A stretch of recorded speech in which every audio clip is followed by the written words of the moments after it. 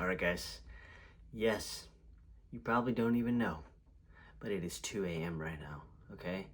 And we're having this conversation right now because I think this is an important video. So I'm just gonna roll right into it.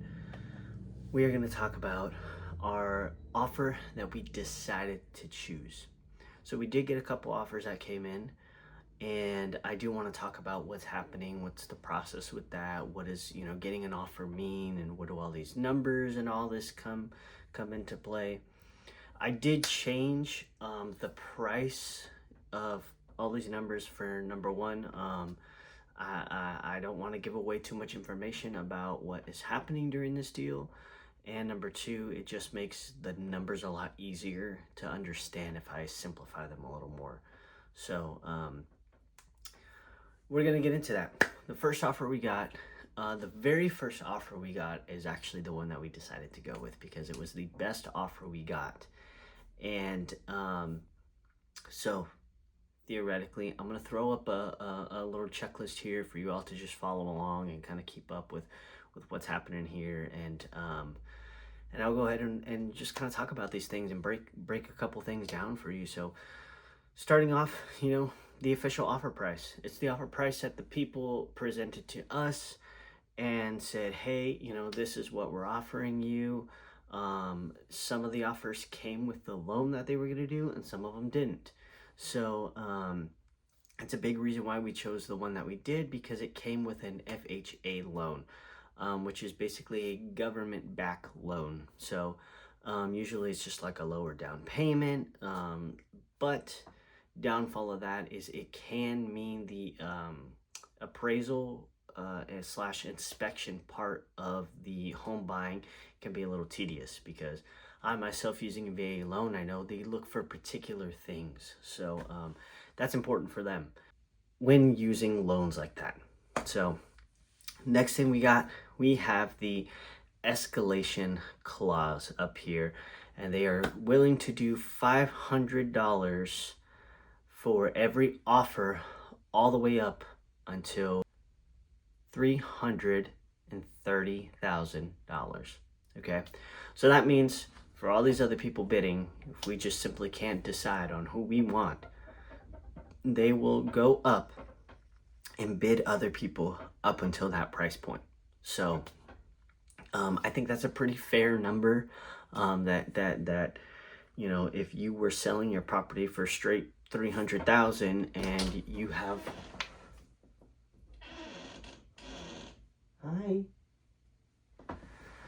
so if you were selling your property for 300,000 and you had quite a bit of people very interested in it, and you wanted to get a little bid war going on just to raise the price of your property, if you had that, this person will go up to $500 every time they wanted to bid up until that set amount of price. So that is also that's a great thing to hear.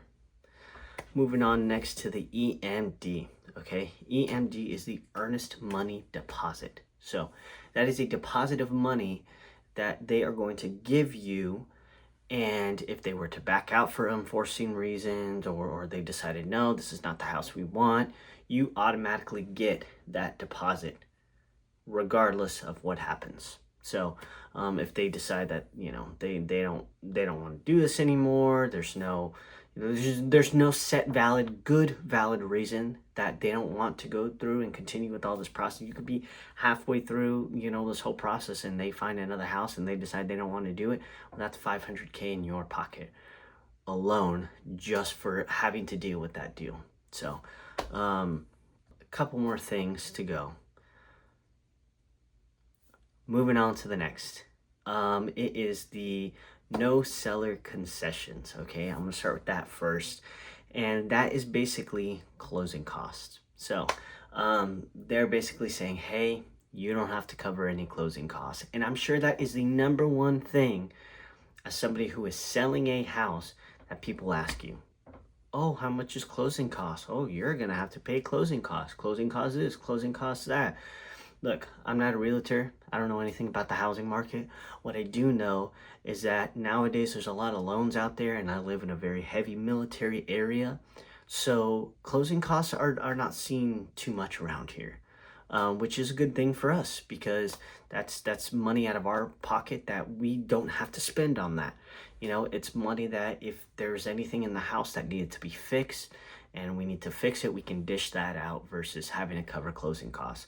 So that is a huge reason why we ended up going with this exact offer, is because that alone makes a huge difference, and it provides a good comfort seat for you as a seller to kind of be like, okay, we don't have to worry about that expense.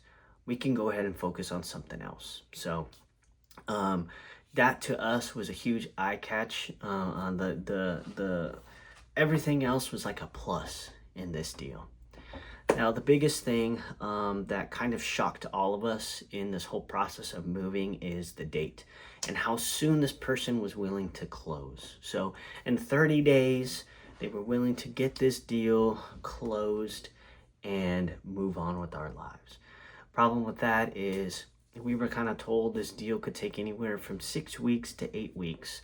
So for us, we're expecting this to happen by the end of May, and it's looking like this is going to happen but by the first week of May. Okay, so everything is coming up very quick. I've been told selling houses this fast, it just doesn't really happen. So, and that's not, something could come up, something could happen, and we just don't have the ability to you know, we may have to extend a little longer. We are actually already in the talks of extending for one more week, that extra week of May, because I don't even finish classes until that week. So I do go to in-person classes, and I want to be able to attend my last few classes, big important classes as them being my finals, in person, and finish those out before we officially have to move, just in case anything were to happen. So with that being said, the date is probably the most tedious and last minute thing we expected, truly. It kind of threw a wrench in our plans a little bit, but nonetheless, we are trucking forward, and that just means that we have to work a little harder at being proactive and staying on top of what is to come. So, what's next? You know, an offer comes in, a couple offers come in, you finally choose the one that's perfect for you. What happens next? Well, your realtor is going to talk back and forth with their agent, and you all are going to agree on that. You have to talk to the lender. Agents are going to do their thing, talk back and forth, get information, and then from there goes down the list. As somebody who's bought a house, I kind of know what it's like to buy a house. So I know the biggest thing is a home inspection / appraisal. Those can be done, I think, simultaneously in no particular order. Appraisal, of course, somebody's going to come, a professional that they're going to pay for, and say, hey, this is the value of your house. We think that, the price looks good, or maybe the price looks bad. So that's simple as that. Now, the biggest thing is the home inspection. This being an FHA possible loan offer that it's coming to, I know there's particular things that some of these home inspectors look for. So that for us is that's where things can get a little tedious, and that's where some of these, sometimes dishing out a little bit of money out of those pockets just to be able to pay for these fixes and everything, that's where it has to come from. So that's pretty much selling a house. When you get an offer, I think the last thing I didn't talk about, the last thing that I forgot to mention is 3% commission. Okay, so my agent is already getting 3%, and the other agent is getting 3%. So a common number you see thrown around is 6% in the Virginia area, which is extremely high. Okay, it's an expensive state, so there is room for you as a seller or a buyer to negotiate that price. I think for me, the most important thing that I look at is commission. Is the difference between a 6% and a 5% is like $1,000 maybe $1,500. If you can get your house to sell for more, that's more money in your pocket, right? And that's kind of double what you would essentially have to end up giving to the real estate agent. So if you all can negotiate a pretty decent number, you're saving yourself maybe $500, even if it's like a 5.5%, that's just $500. Okay. What you really want is to negotiate the price of your house. That way, if you're selling your house for 300,000 and somebody's coming in here and saying, hey, I'm willing to pay 30,000, and you already have a big equity on your home for, let's say 15,000, and you sell it for that 30,000, 330,000 versus the 300,000, well, look at how much more you're already profiting just off that alone. So think of it that way. You can negotiate these numbers. I know it doesn't make much of a difference, and to me, in my head, I thought, let's just try to go for getting the price that we want and moving on. The percent. Now, I did meet with a couple realtors that had a crazy percentage, for commission. 7.5, I think, is ridiculous. We had a couple of them that were at 7.5, and I think, you must be on something, buddy. So, regardless, that is our offer. That's not our exact offer, but that is a ballpark of an easy number for just everybody to kind of understand and break down.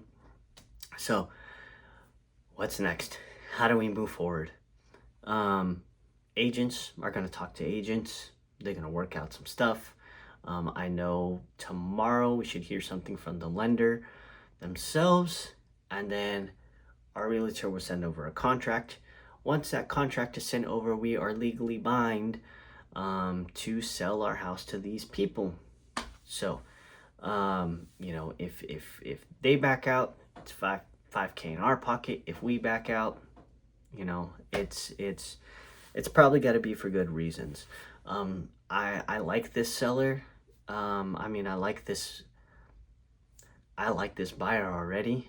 They're coming with very strong offers, and I'm excited to just get this finished. Selling the house it hasn't been a crazy thing. A lot of people were saying selling a house and buying a house, where selling a house is a lot harder than buying. I think the hardest part about it is just not having an official date. We thought in our head we could have an official date, but things just don't work out like that, and that's okay. We just keep moving forward. And it took us by surprise that we're moving almost 4 weeks sooner than expected. But I think once we get there, we can kind of get our feet established and everything. We're going to be grateful for that and not being in such a crazy rush. So I hope you all enjoyed this video. I want to try and keep you all along this journey.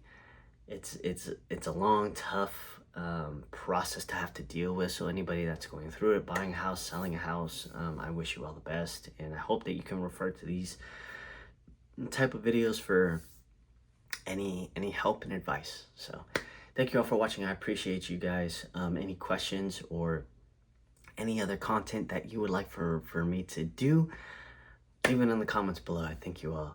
I appreciate you all so much, and I will see you all in the next video. Bye. Peace.